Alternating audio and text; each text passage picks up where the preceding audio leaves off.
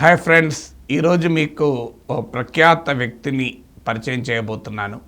నేను పరిచయం చేయాల్సిన అవసరం కూడా లేదు. J A Chowdary గారు సమాచార సాంకేతిక రంగం, ఇన్ఫర్మేషన్ టెక్నాలజీ రంగంలో పరిచయం ఉన్న ప్రతి వ్యక్తికి తెలిసిన హౌస్హోల్డ్ నేమ్. ఇవాళ మధ్యతరగతి జీవితాల్ని ఇంతగా ప్రభావితం చేస్తున్న ఇన్ఫర్మేషన్ టెక్నాలజీ రంగం, హైదరాబాద్ను ప్రపంచ మ్యాప్లో పెట్టిన ఈ రంగానికి తొలి తరం మార్గదర్శకుల్లో J A Chowdary గారు ఒకరు. It's not an exaggeration. ఇవాళ J A Chowdary గారు చేసిన కృషి లేకుంటే హైదరాబాద్ ఇంత గొప్ప ఐటీ హబ్గా డెవలప్ అయ్యేది కాదు. సో హైటెక్ సిటీ కో-ఫౌండర్గా software technology parks of India హైదరాబాద్లోనే కాదు, బెంగళూరు, చెన్నై లాంటి నగరాల్లో వాటి ఏర్పాటు చేసిన ఫౌండర్స్లో ఒకరు, ఫౌండింగ్ మెంబర్స్లో ఒకరు. స్వయాన ఒక ఎంటర్ప్రెన్యూర్. ఆయన ప్రారంభించిన పోర్టల్ ప్లేయర్ అనే కంపెనీని nvidia, ఇవాళ ఆర్టిఫిషియల్ ఇన్ఫర్మేషన్ టెక్నాలజీ యుగంలో రారాజుగా వెలుగొందుతున్న nvidia అక్వైర్ చేశాక nvidiaకు కంట్రీ హెడ్గా కూడా పనిచేశారు. ఇంత అనుభవం సంపాదించినటువంటి J A Chowdary గారు తన అనుభవాన్ని సమాజానికి అందించాలి అనేటువంటి ఒక సదుద్దేశంతో స్టార్టప్ రంగంలో, ఈ వయసులో కూడా స్టార్టప్ రంగంలో పనిచేయాలనుకుంటున్న వందలాది మంది యువతీ యువకులకు ఒక ఆదర్శంగా ఉంటూ స్టార్టప్ ఇకోసిస్టాన్ని బిల్డ్ చేయడంలో కీలక పాత్ర పోషిస్తున్నారు. ఇటీవల హైదరాబాద్లో ఇంటర్నేషనల్ స్టార్టప్ ఫెస్టివల్ నిర్వహించారు. స్టార్టప్ ఫౌండేషన్ను, ఇండియా స్టార్టప్ ఫౌండేషన్ను పెట్టి అనేక మందికి మెంటరింగ్ చేస్తూ, సహకరిస్తూ, వారిని ఫైనాన్స్ చేస్తూ, హ్యాండ్ హోల్డింగ్ చేస్తూ, కేవలం ఒక వెంచర్ క్యాపిటలిస్ట్గానే కాకుండా వాళ్ళకు అవసరమైన అన్ని రకాల సహకారాన్ని అందిస్తూ ప్రోత్సహిస్తున్న J A Chowdary గారు ఇంకా ఆశ్చర్యమేస్తుంది. మీకు హైదరాబాదులో అసలు ఇంటర్నెట్ అంటే తెలియని రోజుల్లో ఆయన సాఫ్ట్వేర్ టెక్నాలజీ పార్క్ పెట్టి అక్కడికి ఇంటర్నెట్ యాక్సెస్ చేసి తరం ఐటీ నిపుణులకు పునాదులు వేశారు. ఇప్పటికీ కూడా చాలా యాక్టివ్గా దేశ విదేశాలు పర్యటిస్తూ తనకున్న అపారమైన విజ్ఞానాన్ని, అవగాహనను, కాంటాక్ట్స్ను యంగర్ జనరేషన్కు స్టార్టప్ ఇకోసిస్టమ్ డెవలప్మెంట్కు కృషి చేస్తున్న J A Chowdary గారితో అనేక విషయాలు మాట్లాడదాం. నమస్తే సార్. నమస్తే అండి. చౌదరి గారు, ముందుగా మనము ఇప్పుడందరికీ ఒక ఆందోళన ఏంటంటే, నేను ఇంతకుముందు ఇంట్రొడక్షన్లో చెప్పినట్లు ఐటీ రంగం ఒక కొత్త జీవితాన్ని ఇచ్చింది.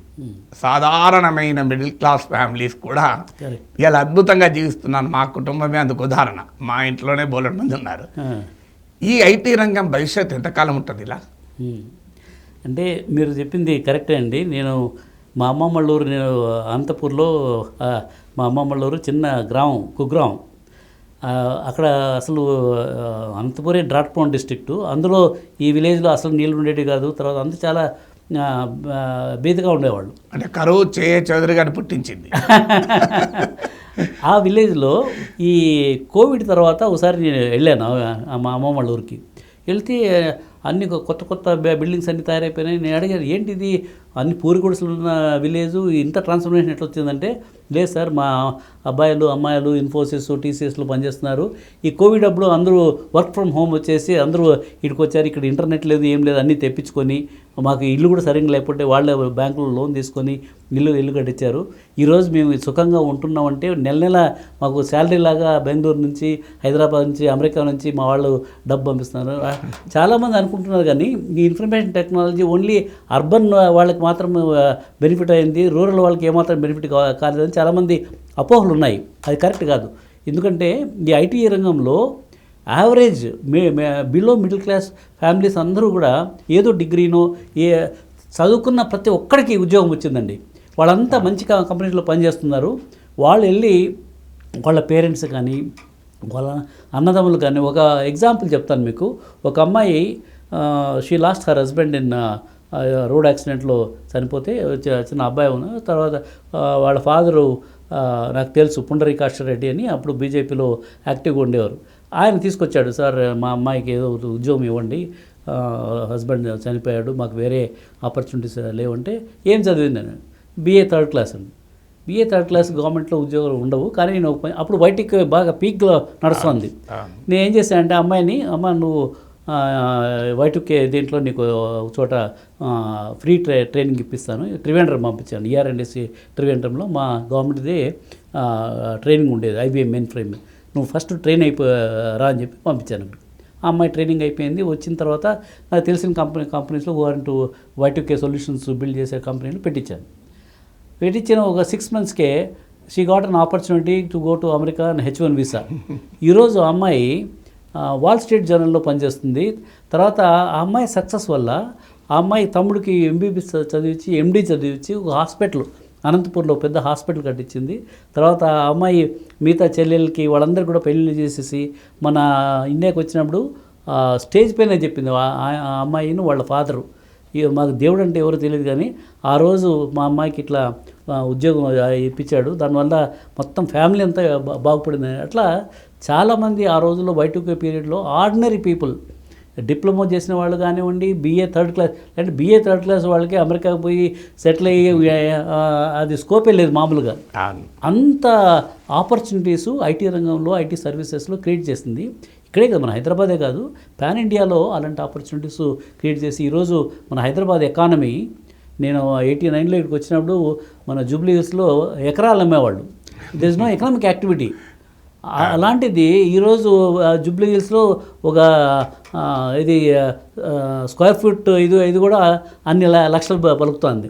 దానికంతా కారణం ఏంటంటే బికాజ్ IT సర్వీసెస్ ఇండస్ట్రీలో వీళ్ళందరికీ ఉద్యోగాలు వచ్చాయి. దానివల్ల రియల్ ఎస్టేట్ ఇండస్ట్రీ బాగుపడింది, తర్వాత మిగతా సర్వీసెస్ ఇండస్ట్రీ బాగుపడింది, ఇవన్నీ కూడా బాగుపడ్డాయి. అంత ఇంపాక్ట్ మన IT సర్వీసెస్ ద్వారా జరిగిందండి మన భారతదేశం. చౌదరి గారు, ఇప్పుడున్న కన్సర్న్ అదే, మీరు అన్నట్లు IT రంగంలో జాబ్ వచ్చిన వారి వల్ల రియల్ ఎస్టేట్ పెరిగింది, క్లబ్స్ పెరిగాయి, హోటల్స్ పెరిగాయి, రెస్టారెంట్లు పెరిగాయి, క్యాబ్ డ్రైవర్లకు ఎంప్లాయ్మెంట్ వచ్చింది, పీజీలు వెలిసాయి. ఇలా ఒక పెద్ద ఇండైరెక్ట్ ఎంప్లాయ్మెంట్ కూడా చాలా పెద్ద ఎత్తున క్రియేట్ అయింది. అంటే చాలామందికి మీరు అన్నట్లు IT అంటే కేవలం ఆ కంపెనీలో ఉద్యోగులే అనుకుంటారు. వాళ్ళు కన్జంప్షన్ వల్ల, అంటే వారు పెట్టే కన్జంప్షన్ ఎక్స్పెండిచర్ వల్ల ఇవాళ అనేక రకాలైనటువంటి ఎకనామిక్ యాక్టివిటీ పెరిగింది. ఇవాళ హైటెక్ సిటీ దగ్గర రాత్రి 1 గంటకి వెళ్ళినా ఒక సైకిల్ మీద ఇడ్లీ పెట్టుకొని అమ్ముకుంటుంటారు. సో అదంతా నిజం. కానీ ఇప్పుడు కన్సర్న్ ఏంటంటే ఈ ఆర్టిఫిషియల్ ఇంటెలిజెన్స్, జనరేటివ్ AI వచ్చి, రోబోటిక్స్, బాట్స్ ఇవన్నీ వచ్చాక అసలు ఈ జాబ్స్ ఉంటాయా, ఈ అద్భుతమైన ప్రపంచానికి ఇక ముగింపు పలికిందా, లేదా ఇంకా ఇది కంటిన్యూ అవుతుందా అనే అనుమానము, ఆందోళన ఇవాళ చాలామందిలో కలుగుతుంది. అవునండి, దానికి ఏమంటారు మీరు? నిజమేనా ఇది ఈ ఆందోళన? ఆందోళన నిజమేనండి. ఎందుకంటే ఎవరు ఊహించలేదు. అంటే ఈ ఆటోమేషన్ టూల్స్ ముందు నుంచి వస్తున్నాయి కానీ మామూలుగా దాని ఇంపాక్టు ఏదో ఒక ఇంక్రిమెంటల్ ఇంపాక్ట్ ఉండేది ఇదివరకు. ఇప్పుడు ఏమైంది, ఈ సునామీ జనరేటివ్ AI వచ్చిన తర్వాత ఈ మన సునామీ ఏ విధంగా వస్తే అందరూ కొట్టుకొని పోతారో అలాంటి సునామీ వస్తుంది. అమెరికాలో ఆల్రెడీ స్టార్ట్ అయిపోయింది. అమెరికాలో ఇప్పుడు పోతే అసలు చాలామందికి ఐటీలో చదువుకున్న వాళ్ళందరికీ ఉద్యోగాలు లేవు. ఎందుకంటే అవన్నీ కూడా ఆటోమేట్ అయిపోతున్నాయి. ఇంకా ఇండియాలో ఇంకా ఆ ఇంపాక్ట్ అంత లేదు. కానీ as per the survey reports ప్రకారము మనకున్న అంటే దాదాపు 7 million IT సర్వీసెస్లో ఉద్యోగులు పనిచేస్తున్నారు. అందులో 1 million జాబ్స్ నెక్స్ట్ 2 yearsలో వెళ్ళిపోతాయని చెప్పి చాలా సర్వేలు కూడా చెప్పాయి. ఎలాంటి జాబ్స్ అంటే testing jobs, programming jobs, all BPO, KPO ఇలాంటి జాబ్స్ అన్నీ ఇమ్మీడియట్గా ఆటోమేట్ అవుతాయి. దాని తర్వాత ఈవెన్ కాంప్లెక్స్ జాబ్స్ కూడా ఈ జనరేటివ్ AI వాళ్ళు టూల్స్ చేస్తే, ఇప్పుడు all tool companies, generative AI tool companies వాళ్ళంతా కంపీట్ చేస్తుంటారు కదా. ఇప్పుడు గూగుల్ వాళ్ళ దగ్గర ఒక టూల్ ఉంది, మైక్రోసాఫ్ట్ వాళ్ళ దగ్గర ఒక టూల్ ఉంది, తర్వాత యాపిల్ వాళ్ళ దగ్గర టూల్ ఉంది. అట్లా ప్రతి కంపెనీ దగ్గర జనరేటివ్ AI టూల్స్ ఉన్నాయి. వాళ్ళు ఆ టూల్ ఈరోజు చాట్ GPT 4 or 5 ఉంటే నెక్స్ట్ 6 రావాలా, 10 రావాలా, సిరీస్ వస్తూనే ఉంటాయి. ఇప్పుడు ఏముంది, sector specific bots 1 billion bots తయారు కాబోతున్నాయి నెక్స్ట్ 1 yearలో. అంటే ప్రతి పనికి ఒక AI బాట్. ఇప్పుడు చార్టెడ్ అకౌంటెన్సీ చేశారు, చార్టెడ్ రూల్ బేస్డ్ కాబట్టి అది ఇమ్మీడియట్గా దాన్ని ఆటోమేట్ చేస్తారు. అదే MBBS, ఆర్డినరీ MBBS డాక్టరు వాళ్ళు ప్రోగ్నోసిస్ డయాగ్నోసిస్ చెప్పేది. Computer will do better job than ordinary MBBS. అట్లా రొటీన్ ఏవైతే రూల్ బేస్డ్ ఉన్నాయో అవన్నీ కూడా ఉద్యోగాలు వెళ్ళిపోతున్నాయి. అది పెద్ద కన్సర్న్ ఈరోజు ఎందుకంటే మన భారతదేశంలో ఎక్కువ ఐటీ సర్వీసెస్లో పనిచేసే వాళ్ళంతా రూడిమెంటరీ ఐటీ సర్వీసెస్లో ఉన్నారు. చాలామంది కేపీఓ, బీపీఓ ఇలాంటి సర్వీసులు. Only few companies they are working in the R&D అవుట్సోర్సింగ్లో ఉన్నవాళ్ళు, దే ఆర్ కటింగ్ ఎడ్జ్ టెక్నాలజీస్లో ఉన్నారు, వాళ్ళ వరకు సేఫ్. కానీ ఈ రూడిమెంటరీ ఐటీ సర్వీసెస్లో ఉన్న వాళ్ళందరూ కూడా ఈ ఆటోమేషన్ కిక్కిన్ అయిన తర్వాత ఆ ఉద్యోగాలన్నీ వెళ్ళిపోతాయి. దానికి ఇప్పుడు చాలామంది రీట్రైన్ చేస్తున్నారు. తర్వాత ఈ పెద్ద పెద్ద కంపెనీస్ ఆల్రెడీ స్టార్ట్ చేశాయి. కానీ ఎంతవరకు ఆ రీట్రైన్ చేసిన knowledge will be useful to gain the new jobs అనేది బిగ్ క్వశ్చన్ మార్క్. ఎగ్జాక్ట్లీ మీరు అన్నది ఇంట్రెస్టింగ్ పాయింట్ సార్. చాలామందికి తెలియదు, అది బెనిఫిట్ ఆఫ్ ద వ్యూవర్స్. నేను దీన్ని లిటిల్ బిట్ ఎక్స్ప్లెయిన్ చేస్తాను. అంటే మీరు అన్నట్లు చాలామంది ఈ artificial intelligence, generative AI, automation, robotics కేవలము ఐటీ కంపెనీలోనే ఉద్యోగాల మీద ప్రభావం చూపుతాయని అనుకుంటారు. కానీ వాటిని అప్లికేషన్ చేసేటువంటి రంగాల్లో, అది హెల్త్ నుంచి ఎడ్యుకేషన్ వరకు, అది మీడియా నుంచి ప్రతి రంగంలో కూడా రూడిమెంటరీ జాబ్స్, ముండేన్ జాబ్స్ అంటే సాధారణమైన పనులని అది దానికి రిడెండెంట్, నిరర్థకంగా మార్చేస్తాయి. నేను ఈ మధ్య నా ఆర్టికల్ను నోట్బుక్ LM గూగుల్ ప్రొడక్ట్ ఉపయోగించి దాన్ని ఒక 10-minute పాడ్కాస్ట్గా మార్చాను. So I was amazed with the technology. అసలు నేను రాసిన ఆర్టికల్ క్వింట్ అనే వెబ్సైట్లో రాసిన ఆర్టికల్ నేను పాడ్కాస్ట్గా మార్చి పోస్ట్ చేశాను. సో మీరు అనేది నిజం. అంటే for the benefit of viewer అర్థం కావాల్సిందంటే ఈ ఐటీ రంగంలో వస్తున్న ఈ టెక్నాలజికల్ మార్పులు ఐటీ రంగంలోనే ఉద్యోగాలపై కాదు, నాన్ ఐటీ రంగాల్లో కూడా ఉద్యోగాలపైన ప్రభావం చూపుతుంది. అది కరెక్ట్ అండి. నేను ఒక ఎగ్జాంపుల్ చెప్తాను. మేము వికాస వారధి అని స్టూడెంట్స్కి ఇది ఇండస్ట్రీ 4.0 ఏం తెలియదు, ఇండస్ట్రీ 1.0 తెలీదు, ఇంజనీరింగ్ కాలేజీలో కూడా చదువుతున్నారు. వాళ్ళందరికీ ఎక్స్పోజ్ ఇద్దామని చెప్పేసి వాళ్ళని అమరరాజా బ్యాటరీస్కి తీసుకెళ్ళి ఇది ఇండస్ట్రీ 2.0, తర్వాత కియా మోటార్స్ తీసుకెళ్ళి ఇది ఇండస్ట్రీ 4.0 అని. కియా మోటార్స్కి వెళ్ళినప్పుడు అంతా రోబోట్స్ అన్నీ చేస్తున్నాయి, మనుషులు ఎక్కడ కనపడడం లేదు. సో మ్యానుఫ్యాక్చరింగ్ రంగంలో ఆల్రెడీ రోబోటిక్స్ ఎంటర్ అయిపోయేసి అక్కడ ఉద్యోగాలు లేవు. ఇన్ఫ్యాక్ట్ చైనాలో డార్క్ మ్యానుఫ్యాక్చరింగ్ కంపెనీస్ అని ఒక కేటగిరీ ఉంది. అక్కడ అసలు లైట్లు కూడా ఉండవంట. అది ఆటోమేటిక్గా అవే అన్ని మ్యానుఫ్యాక్చర్ చేసి తర్వాత ట్రక్ కూడా అవే ఎక్కిచ్చేసి అన్నీ పంపిస్తాయి. ఆ ట్రక్లో డ్రైవర్ కూడా ఉండడు, అది కూడా ఆటోమేటెడ్ డ్రైవర్లెస్ ట్రక్స్. సో మరి ఉద్యోగాలు మ్యానుఫ్యాక్చరింగ్ రంగంలో లేదు, ఐటీ సర్వీసెస్ లేదు, హోటల్ ఇండస్ట్రీ. జపాన్కి టోక్యోలో ఒకసారి నేను హోటల్లో వెళ్తే అక్కడ మామూలు రిసెప్షనిస్టు వాళ్ళంతా ఉంటారు. ఏం లేదు, అన్నీ కూడా ATM కౌంటర్ లాగా ఉంటాయి. నువ్వు క్రెడిట్ కార్డు ఇచ్చేస్తే నీ రూమ్ అలకేట్ అయిపోతుంది. వచ్చేటప్పుడు మళ్ళీ క్రెడిట్ కార్డు ఇచ్చేస్తే అది నీకు రిసిప్ట్ ఇస్తుంది, వచ్చేది. సో ఆ జాబ్స్ కూడా వెళ్ళిపోతున్నాయి. సో ఈ ప్రపంచంలో ఇది ఒక పెద్ద సమస్యగా తయారైపోతుందండి. ఎందుకంటే పాత సినిమాలు మన మిస్సమ్మ ఎన్టీ రామారావు సావిత్రి సినిమా చూస్తే మెయిన్ థీమ్ ఏంటి? ఆ రోజుల్లోనూ ఉద్యోగాలు లేకపోవడం. టీచర్ ఉద్యోగం కోసం అబద్ధాలు చెప్పి మొగుడు పిల్లలు వేషం వేసుకొని పోతారు అంత చిన్న విలేజ్కి. ఆ సిచ్యువేషను ఆ కాలంలోనే వచ్చింది. అంటే అప్పుడు నంబర్ ఆఫ్ కాలేజెస్ తక్కువ ఉన్నాయి, ఇంజనీరింగ్ కాలేజెస్ అసలు లేవు, అప్పుడే ఉద్యోగాలు లేవు. ఏ పాత సినిమా, హిందీ సినిమా తీసుకున్నా, తెలుగు సినిమా తీసుకున్నా మెయిన్ థీమ్ అంతా వాళ్ళకు ఉద్యోగాలు. ఒక చిన్న ఉద్యోగం వస్తే, క్లర్క్ ఉద్యోగం వస్తే చాలా సెలబ్రేషన్ చేసుకునే రోజులు అప్పుడు. ఇప్పుడు ఈ యుగంలో మనకి ఇంత పాపులేషను, మన హైదరాబాద్ చుట్టూ ఎన్ని ఇంజనీరింగ్ కాలేజెస్ ఉన్నాయండి? ఒక 300 ఇంజనీరింగ్ కాలేజెస్ ఉంటాయి కదా. మరి వీళ్ళలో వచ్చే గ్రాడ్యుయేట్స్, పోస్ట్ గ్రాడ్యుయేట్స్ వాళ్ళంతా they are looking for jobs. అంటే మీరు అన్నట్లు ఇప్పుడు డ్రైవర్లెస్ కార్లు వస్తే కొన్ని లక్షల డ్రైవర్ల ఉద్యోగాలు పోతాయి. వాళ్ళకి ఐటీతో సంబంధం లేదు, ల్యాప్టాప్తో సంబంధం లేదు, టెక్నాలజీతో సంబంధం లేదు. కానీ డ్రైవర్లెస్ కార్లు వచ్చాక 6 లక్షల కొన్ని లక్షల డ్రైవర్ ఉద్యోగాలు పోతాయి. సో కానీ ఇక్కడే question sir, every crisis gives an opportunity. ప్రతి సంక్షోభం ఒక అవకాశాన్ని ఇస్తుంది, ప్రతి థ్రెట్ను ఒక ఆపర్చునిటీగా మార్చుకోవాలనేది బేసిక్ ప్రిన్సిపల్ ఇన్ మేనేజ్మెంట్ కదా. So what should be done? ఇప్పుడు మీరు యూత్కు, వాళ్ళ తల్లిదండ్రులకు ఈ మారుతున్న టెక్నాలజికల్ రెవల్యూషన్ ఎవరమో ఆపలేము. ఆటోలు వచ్చాక రిక్షాలు పోయాయి, క్యాబ్స్ వచ్చాక ఆటోలు ఎఫెక్ట్ అయ్యాయి, మెట్రో వచ్చాక క్యాబ్స్ ఎఫెక్ట్ అవుతున్నాయి. It's almost this is the process of technological evolution. Human లైఫ్ను సుఖవంతం చేస్తున్న ఈ పరిణామ క్రమాన్ని I don't think any force can stop it. ఇది ఆల్మోస్ట్ ఇర్రివర్సబుల్ ఫోర్స్. మనం వెనక్కైతే వెళ్ళలేం. కానీ ముందుకెళ్ళేటప్పుడు ఈ క్రైసిస్ను అవకాశంగా ఎలా మార్చుకోవాలి, ఈ థ్రెట్ను ఆపర్చునిటీగా ఎలా మార్చుకోవాలి? నాకు కూడా మీరు చెప్పింది కరెక్టేనండి. ఇది ఒక బ్లెస్సింగ్ డిస్గైజ్ మన భారతదేశానికి అనిపిస్తుంది. ఎందుకంటే ఇంతకాలం మనకు బ్రిటిషర్స్ పాలించిన 200 సంవత్సరాలు మనల్ని అందరినీ బానిసలుగా తయారు చేశారు. ఇక్కడ ఏది మ్యానుఫ్యాక్చరింగ్, ఉప్పు కూడా మనం ఇంపోర్ట్ చేసుకునే పరిస్థితి. అందుకే ఉప్పు సత్యాగ్రహం కానీ సో మనకి ఏది ఇక్కడ ఇన్నోవేటివ్ ప్రోడక్ట్స్ కానీ ఇన్నోవేటివ్ ఐడియా కానీ లేకుండా మనల్ని బానిసలుగా తయారు చేశారు. సో వాళ్ళు వెళ్ళిపోయిన తర్వాత, బ్రిటిషర్స్ మన ఈ భారతదేశం వదిలి వెళ్ళిపోయిన తర్వాత కూడా మనం ఆ మైండ్ సెట్లోనే బతికాము. ఎవరన్నా ఏదైనా చెప్తే అప్పుడు మేము చేయాలా. నేను ఈ ఐటీ రంగంలో ఈ ఉద్యోగాలన్నీ కూడా టెక్నో కూలీస్ అని చెప్పేవాళ్ళు. అమెరికాలో ఏదో కంపెనీ వాళ్ళు మీరు ఈ ప్రోగ్రామ్ తయారు చేసి పెట్టంటే ఇక్కడ ఒక 100 మందిని ఎవరో రిక్రూట్ చేస్తారు. ఆ ప్రోగ్రామ్స్ తయారు చేసి వాళ్ళకి ఇస్తే వాళ్ళు ఏదో బాడీ షాపింగ్ ఇదంతా టెక్నో కూలీ అంటే అది ఈజీగా నడిచిపోయింది. ఇంతకాలం ఆ ఇంపాక్టు అంటే దీని తర్వాత ఏమవుతుందని మన వాళ్ళకి తెలియదు. ఆ కాలంలోనే నేను ఎస్టీపీ డైరెక్టర్గా ఉన్నప్పుడు అండి మైత్రివనంలో చాలామంది ఐటీ సర్వీసెస్ కంపెనీస్ అంతా పెద్ద పెద్ద కంపెనీస్ అంతా వచ్చేవాళ్ళు. నేను చెప్పాను, మీరు ఇన్ని లక్షల కోట్లు సంపాదిస్తున్నారు కదా, మీరు ప్రోడక్ట్ కంపెనీస్ ఎందుకు తయారు చేయకూడదు?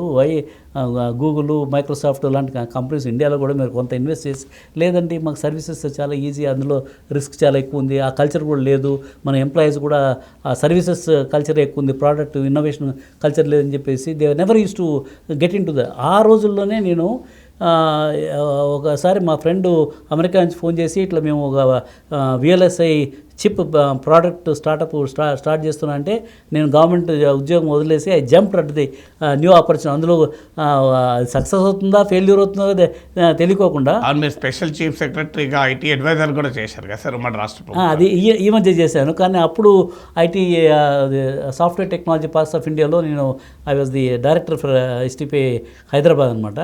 ఆ రోజుల్లో గవర్నమెంట్ జాబ్కి వాలంటీర్ రిటైర్మెంట్ తీసుకొని I jumped into that opportunity. ఆ రోజుల్లో మేము పోర్టల్ పేరు స్టార్ట్ చేస్తే ఎవరు అసలు మాకు ఉద్యోగస్తులు దొరికేవాళ్ళు కాదు. వాళ్ళ పేరెంట్స్ అంతా, లేదు మా వాడికి ఇన్ఫోసిస్లో ఉద్యోగం వచ్చింది, టీసీఎస్లో మీది స్టార్టప్ కదా, స్టార్టప్లో అట్లా ఎవరు వచ్చేవాళ్ళు కాదు. అంతే మనకి ఆ స్టార్టప్ కల్చరే లేదు. అసలు ఎంప్లాయీస్ దొరికేవాళ్ళు కాదు, ఇన్వెస్ట్మెంట్ అంత ఈజీగా వచ్చేది కాదు. కానీ ఆ పరిస్థితుల్లోనే మనం ప్రోడక్ట్ ఒక చిప్ డిజైన్ చేసి అది యాపిల్ కంప్యూటర్స్కి, మనం యాపిల్ ఐపాడ్కి మా చిప్తో మేము వాళ్ళకి iPod, entire iPod was created using hour silicon chip అనమాట. అది మన హైదరాబాద్ నుంచి తయారైంది. చాలామంది తెలియదు. అంటే నేను చూసేది ఏంటంటే ప్రతిదీ కూడా ఒక అవకాశం మనకి. ఇప్పుడు ఈ జనరేట్ వచ్చేసి సర్వీసెస్ అంతా ఒక క్వశ్చన్ మార్క్ తీసుకొని ఇప్పుడు ప్రతి ఒక్కరు కూడా అరే నేనేం చేయాలి, నెక్స్ట్ కొత్తవి నేర్చుకోవాలా, నేను కూడా ఒక స్టార్టప్ కంపెనీ ఆలోచించాలి. ఇండియాలో ఈరోజు ఉన్న ఆపర్చునిటీ స్టార్టప్స్కి ఏ దేశంలో కూడా లేవండి. ఎందుకంటే మనం 1.5 billion population, 1.4 1.5 whatever the number is too big. తర్వాత ఈ నంబర్లో అందరూ డిజిటల్లీ కనెక్టెడ్. నేను మీకు ఎగ్జాంపుల్ చెప్తాను. నేను కోవిడ్ టైంలో మా ఊర్లో ఉన్నప్పుడు ఒకసారి ఒక టెంపుల్కి వెళ్ళాము. టెంపుల్కి వెళ్తే బయటకు వస్తుంటే అంతా బెగ్గర్స్ అంతా కూడా డబ్బులు అడిగారు. నేను పర్సు చూస్తే అన్ని పెద్ద పెద్ద నోట్లు ఉన్నాయి. చిల్లర లేదు బాబు అని చెప్పి నేను ఆల్మోస్ట్ కార్లో కూర్చోబోతున్నాను. ఒక బెగ్గర్ వచ్చేసి ఫెలో, సార్ గూగుల్ పే ఉందని. నా దగ్గర గూగుల్ పే లేదు, ఆ బెగ్గర్ దగ్గర స్మార్ట్ ఫోన్ ఉంది, plus is operating Google Pay. So India is digitally connected. ఒక బెగ్గర్ కానీ తర్వాత ఒక ఫార్మర్ కానీ they all use smart phones, they are digitally connected. Aadhaar అని వచ్చిన తర్వాత మనం ఇంత పెద్ద భారతదేశంలో, ఇంత జనాభా ఉన్న భారతదేశంలో once they are all digitally connected, it's a big opportunity for startups. Massive public digital infrastructure create అయింది. అబ్సల్యూట్లీ. యూపీఐ యూజ్ చేస్తే mind boggling. Correct. European countries కూడా మనకు తెలియదు. మరి ఎందుకు ఈరోజు ఫిన్టెక్లో ఇన్ని యూనికార్న్స్ ఎందుకు తయారయ్యాయి? Because they are all digital connected. మన ఆధార్ స్టాక్ అంతా ఉంది కాబట్టి దాన్ని ఉపయోగించుకొని many unicorns, thousands of crores there. ఈ మధ్య మన హైదరాబాద్ నుంచి కూడా ఒక fintech company got listed, Zaggle అని హైదరాబాద్ బేస్డ్ కంపెనీ. ఎందుకు ఇన్ని ఆపర్చునిటీస్ అంటే India itself is a big market. So ఇది నేను చూడడం ఇది గ్రేట్ ఆపర్చునిటీ. ఇప్పుడు ఒక పిల్లిని కూడా మనము కార్నర్ పేసి చేస్తే అది పుల్లిలాగా మన మీదకి వచ్చేస్తుంది. ఇప్పుడు అందరికీ ఉద్యోగాలు పోతుంటే వాడు ఏదో ఆలోచించి చేయాలి కదా. ఇదివరకు రోజుల్లో కంఫర్ట్ జోన్లో ఉండేవాళ్ళు. Necessity the mother of invention. Absolutely. ఇదివరకు నాకు ఉద్యోగం ఉందిలే, నేను హ్యాపీగా మంచి శాలరీ వస్తుంది, పిల్లల్ని బాగా చదివిస్తుంది అని చెప్పి వాళ్ళు they never use to think out of the box. ఇప్పుడు they are force to think what is that I have to do, what is the innovative thinking this thing I have to learn something new. అట్లా ఇప్పుడు మేము ఈ startup foundation పెట్టిన తర్వాత మొన్న conference అండి, three day conference హైదరాబాద్లో పెట్టాము. 55,000 startups registered for the startup competition. 55,000 startups, అందులో 50 కంపెనీస్ మేము సెలెక్ట్ చేసాము. అంటే అంత ఇంట్రెస్ట్ ఉంది. ప్రతి నూక్ అండ్ కార్నర్ ఒక స్టార్టప్ కంపెనీ అండి, వాళ్ళు రాజస్థాన్లో చిన్న విలేజ్, ఆ విలేజ్ నుంచి ఫౌండర్ పేరు Jitendra, is belongs to some farmer community. Today his turn over is more than 200 crores. ఒకరితో ఇన్వెస్ట్మెంట్ తీసుకోలేదు, ఏం తీసుకోలేదు. He comes from very small ordinary village. అన్ని ఆపర్చునిటీస్ ఈ స్టార్టప్ ద్వారా వస్తున్నాయి. ఎందుకంటే ప్రపంచంలో ఇప్పుడు చైనా అంటే క్లోజ్డ్ కంట్రీ, మిగతా ఏ కంట్రీలో పాపులేషన్ ఎక్కువ ఉంది, ఏ కంట్రీలో మార్కెట్ ఉంది? Only India. ప్రపంచంలోని స్టార్టప్స్, నేను మొన్న అమెరికాకి వెళ్ళాను, అక్కడ మన ఐఎస్ఎఫ్ ద్వారా ఒక కాన్ఫరెన్స్ న్యూజెర్సీలో పెట్టామండి. అక్కడ 10 company startup companies they pitched to us. వాళ్ళంతా ఏమంటున్నారు, సార్ ఇక్కడ అమెరికా మార్కెట్ కంటే ఇండియా మార్కెట్ ఎక్కువ ఉంది, మాకు can you provide the access to the India market. So ఇన్ని ఆపర్చునిటీస్ మన దగ్గర ఉన్నాయి. Only mind set. చాలామంది నేను ఏదో టెస్టింగ్ చేస్తున్నాను, ప్రోగ్రామింగ్ చేస్తున్నాను, అదే జాబ్స్లో కంటిన్యూ అవుతున్నాను, కానీ దాని నుంచి they to think out of the box, how you can grab this new startup opportunity, build the products for the world. ఇప్పుడేముంది డిజిటల్లో అండి, ఇదివరకు మన మార్కెట్ ఎక్కడుంది, ప్రతి వాళ్ళు పేపర్లో అడ్వర్టైజ్ చేయాలంటే పెద్ద టాటా బిర్లాస్ అంత డబ్బులు ఖర్చు పెట్టి చేయాలి. ఇప్పుడంతా ఇలా అంతా డిజిటల్ మార్కెటింగ్. మనం ఏదైనా సపోజ్ ఆర్డినరీ రూరల్ ఏరియాలో చదువుకున్న అబ్బాయి ఒక మంచి ఐడియా వచ్చింది అనుకోండి, ఐడియా వస్తే అలాంటి వాళ్ళ దగ్గరికి వస్తే ఒక చిన్న ఇన్వెస్ట్మెంట్ చేసి ప్రోడక్ట్ తయారు చేశాడు. That product can be sold digital all over the globe. ప్రపంచమంతా వాడి మార్కెట్. ఇండియా ఒకటే కాదు, తర్వాత హైదరాబాద్ ఒకటే కాదు, అన్ని ఆపర్చునిటీస్. అదే పెద్ద ఇన్వెస్ట్మెంట్స్ కూడా అంత పెద్ద లార్జ్ ఇన్వెస్ట్మెంట్స్ నాట్ రిక్వైర్డ్. అందుకని ordinary people are becoming billionaires. ఇదివరకు ఓన్లీ టాటాసు, బిర్లాసు, వాళ్ళ బిజినెస్ ఫ్యామిలీస్ మాత్రమే ఏదైనా ఎంటర్ప్రైజ్ చేయాలంటే వాళ్ళు మాత్రం చేయాలా. ఇప్పుడు ఏం లేదు. ఇప్పుడు లైసెన్సింగ్ రాజు, ఈ లైసెన్స్ రాజు అయిపోయిన తర్వాత ప్రతి ఒక ordinary innovative person also there is opportunity for him to become a successful entrepreneur, beat the remaining entrepreneurs in the journey. అలాంటి ఆపర్చునిటీస్ భారతదేశంలో క్రియేట్ అయినాయి. It's a blessing it is గజ్ అనుకుంటున్నాను. మీరు అన్నట్లు టెక్నాలజీ నిజంగానే నాలెడ్జ్ని డెమోక్రటైజ్ చేసింది, ఆపర్చునిటీని డెమోక్రటైజ్ చేసింది, ఎక్స్పీరియన్స్ని డెమోక్రటైజ్ చేసింది. కరెక్ట్. మీకు ఎవరైనా ఒక చిన్న స్మార్ట్ ఫోన్లో you can be a creator. ఇప్పుడు నా ఫీల్డ్లో చూసుకుంటే సార్, మీరు అన్నట్లు I use to write in news papers. ఆ నుంచి టెలివిజన్ వచ్చింది, మల్టీ ఛానల్ టెలివిజన్లో మోస్ట్ ఆఫన్ సీన్ పర్సన్గా మారిపోయాను. తర్వాత ఇంటర్నెట్ వచ్చింది, I started a website, I did not succeed. నేను యూట్యూబ్లో ఛానల్ పెట్టాను, రిమార్కబుల్ సక్సెస్. ఈ month I'm getting million subscribers. So thank you sir, thank you with all your blessings. So ఇది ఇప్పుడు మీకు 58 crore వ్యూస్ నేను ఇప్పుడు మాట్లాడుతున్న సమయానికి. ఈ 6 yearsలో 98 lakh లైక్స్, 1 కోటి మంది లైక్స్ కొట్టారు. So unbelievable opportunity. దానికి నా ఎక్స్పీరియన్స్, నాలాంటి ఒక చిన్నవాడి ఎక్స్పీరియన్స్. మీరైతే నాలాంటి వాళ్ళని 1000 మందిని చూసి ఉంటారు. So coming to this points, and మీరు అన్నట్లు let's get in to the startups little later. My question is, ఇప్పుడు మీరు అన్నట్లు హెల్త్ సెక్టార్ నుంచి మొదలుకొని సినిమా వరకు ఐ థింక్ ఎవ్రీ సెక్టార్ని ఇది ప్రభావితం చేస్తుంది. మీరు ఇప్పుడు మనం ఇంతకుముందు మాట్లాడుకున్నప్పుడు మీరు బాహుబలి ఎక్స్పీరియన్స్ చెప్పారు, అది కూడా ఒకసారి చెప్పండి. సో ఇలాంటి ప్రభావం ఉంటున్న రంగంలో అంటే ఒక యంగ్ పర్సన్ హౌ షుడ్ ఈ ట్రాన్స్ఫార్మ్? ముందు ఏ స్కిల్స్ డెవలప్ చేసుకోవాలి? మీరు అన్నట్టు ఒక మైండ్ సెట్ డెవలప్ కావాలి. తర్వాత నెక్స్ట్ ఏంటి, వాట్ షుడ్ ఈ చేంజ్? అంటే తను జాబ్ సీకర్ నుంచి జాబ్ గివర్గా మారటానికి ఏ రకమైన నైపుణ్యం అవసరం? ముందుగా ఈ మీరు అన్నట్టు హెల్త్తో పాటు సినిమా రంగాన్ని కూడా ప్రభావితం చేస్తుంది కదా ఇది. అవునండి, తప్పకుండా. సినిమా రంగం బాహుబలి మీరు చెప్పారు కాబట్టి, బాహుబలిలో మోర్ దాన్ 70% గ్రాఫిక్స్, అవును, విజువల్ ఎఫెక్ట్స్, గ్రాఫిక్స్. అప్పుడు అది చేయాలంటే చాలా ఇన్వెస్ట్మెంట్ చేశారు, చాలా టైం పట్టింది. దాదాపు 3 ఏళ్ళు 4 ఏళ్ళు పట్టింది బాహుబలి 1 రిలీజ్ అయ్యే దానికి. ఎందుకంటే is a very very new. మన ఇండియన్ టాలీవుడ్ ఇండస్ట్రీ కానీ బాలీవుడ్ ఇండస్ట్రీ కానీ ఆ స్పెషల్ ఎఫెక్ట్స్ అన్నీ కూడా హాలీవుడ్ ఉండేది, కానీ ఇండియాలో అది ఆ ఎక్స్పీరియన్స్ లేదు. ఫస్ట్ బాహుబలి ద్వారా ప్రూవ్ చేశారు Indians also can build that kind of environment. కానీ దానికి చాలా ఖర్చు పెట్టారు, తర్వాత చాలా టైం తీసుకుంది. ఇప్పుడు ఈ రోజుల్లో బాహుబలి ఇలాంటి గ్రాఫిక్స్ తయారు చేయాలంటే using generative AI, define the characters, ఏ క్యారెక్టర్ చేసి అండ్ టెల్ ది స్టోరీ. నీకు ఏ కావాలో చెప్పగలరు. నువ్వు హిమాలయస్లో ఎన్విరాన్మెంట్ కావాలన్నా, లేకుంటే నయాగరా ఫాల్స్ ఎన్విరాన్మెంట్ కావాలన్నా, you define the environment. Generative AI will create all the background in the realistic way. ఇంకా మనకు ఓల్డ్ గ్రాఫిక్స్లో ఇది గ్రాఫిక్స్ అని తెలిసిపోతుంది. ఇప్పుడు జనరేటివ్ ఏ తయారు చేసేది ఇది న్యాచురల్గా హిమాలయసా లేకుంటే నయాగరా ఫాల్సా లేకుంటే గ్రాఫిక్స్లో క్రియేట్ అసలు సంబంధమే ఉండదు. అంత ఆపర్చునిటీస్ ఇప్పుడు క్రియేట్ అయింది. దానివల్ల ఏమవుతుందండి, ఇప్పుడు ఎంటర్టైన్మెంట్ ఇండస్ట్రీ తీసుకోండి, ఇండియాలోని ఇంత పెద్ద పాపులేషన్ ఉంది. ఇదివరకు 2 ఏళ్ళు పట్టేది ఒక సినిమా తీయాలంటే, లేదంటే 1 సంవత్సరం పట్టేది. అది 1 మంత్లో తయారు చేసేయచ్చు. 1 మంత్లో తయారు చేసి మైక్రో ఎంటర్ప్రెనర్స్, ఇదివరకు ఓన్లీ బాగా డబ్బున్న వాళ్ళు మాత్రమే ఏదో అది క్యారెక్టర్స్ తీసుకొని చేసేవాళ్ళు. ఇప్పుడు ఆర్డినరీగా మంచి స్టోరీ ఉండి వాళ్ళు క్రియేట్ చేయాలంటే digitally they can create movies using the technology. That means ordinary people also can become producers using the new technology. ఇది వరకులో ఆపర్చునిటీస్ లేవు. అట్లా ఎంటర్టైన్మెంట్లో మైక్రో ఎంటర్ప్రెనర్స్ తయారైపోతున్నారు. తర్వాత హెల్త్ టెక్లో ఉండి మనకున్న పాపులేషన్ ఇదివరకు నేను డాక్టర్ నాగేశ్వర రెడ్డి ఏజ్ హాస్పిటల్కి విజిట్కి వెళ్తే నాగేశ్వర రెడ్డి గారు చూపించారు 30% of the hospital he has devoted for the R&D labs. తర్వాత they are incubating lot of startups. అదేవిధంగా డాక్టర్ రవీంద్రనాథ్ చౌదరి ఆయన గ్లోబల్ హాస్పిటల్ అమ్మిన తర్వాత ఒక ఇంక్యుబేటర్ హైటెక్ సిటీలో పెట్టేసి స్టార్టప్ యాక్సిలరేషను, తర్వాత హెల్త్ టెక్ దీంట్లో ఆయన some of the companies may become unicorns. So మనకున్న population is an advantage. Today మన దగ్గర ఉన్న హెల్త్ రికార్డ్స్ ఏ కంట్రీ వాళ్ళ దగ్గర కూడా లేవు. హెల్త్ ప్రాబ్లమ్స్ కానీ ఆ డేటానంతా తీసుకొని ఆ సొల్యూషన్స్ కానీ క్రియేట్ చేసి యూజింగ్ ది సేమ్ జనరేటివ్ ఏఐతో న్యూ సొల్యూషన్ తయారు చేస్తే దీస్ సొల్యూషన్స్ మనం ఒకసారి జనరేటివ్ ఏఐని ఆ టూల్ ఉపయోగించి ఈ డేటాతో దాన్ని ట్రైన్ ది మోడల్.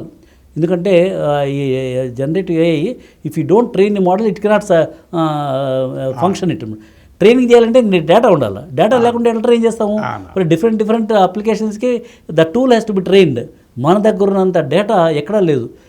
ఎవరి దగ్గర అయితే డేటా ఉంటుందో they are the new oil. ఏమంటున్నారో data is the new oil అని for the industry. China is already exploiting this thing. ఇండియాలో ఇప్పుడు అందరూ మేల్కొంటున్నారు.